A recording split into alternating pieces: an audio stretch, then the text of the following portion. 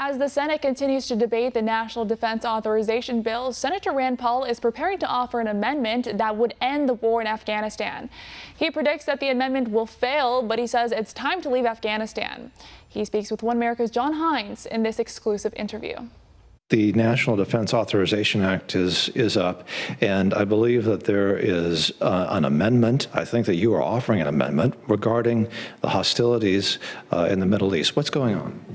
You know, I think we've been at war too long in too many places. The Afghan war is now 19 years old.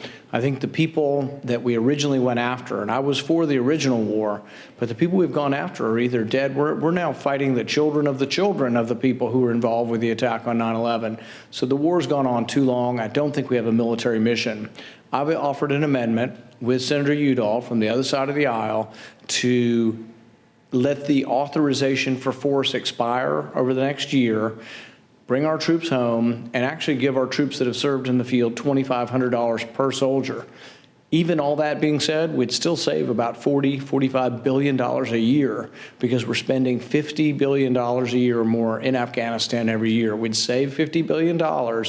And even more importantly, we wouldn't have any of our young men or women sacrificed over a war that I think no longer has a military purpose. So this would effectively end hostilities in Afghanistan. Is that accurate? Yep, and we'll see how people vote. This will be the first time on the floor people have actually gotten a chance to vote up or down. A lot of people say they're for ending the war. Let's see how they actually vote.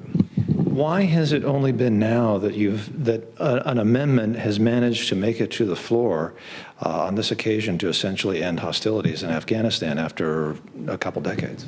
It's one of the sad things about the Senate. The Senate's supposed to be involved with foreign policy. Congress is supposed to be involved with when we go to war, but Congress should also be involved with trying to end war. But the powers that be around here, often on the Republican and the Democrat side, want to continue the war. In fact, buried in this defense authorization, there's language that says we should not leave Afghanistan precipitously.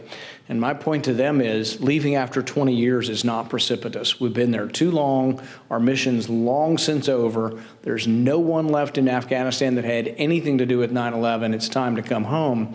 But many of the powers that be in the Senate, you'll see this amendment probably will fail because I think many Democrats in leadership and many Republicans in leadership will say, oh no, we don't want to come home. We got to stay there.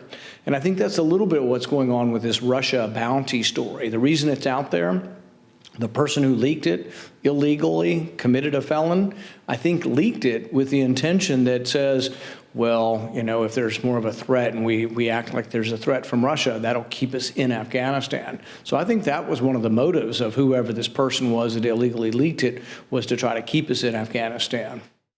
Want to see more videos like this?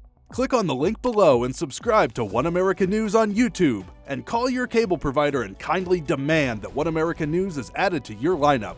Call and subscribe today.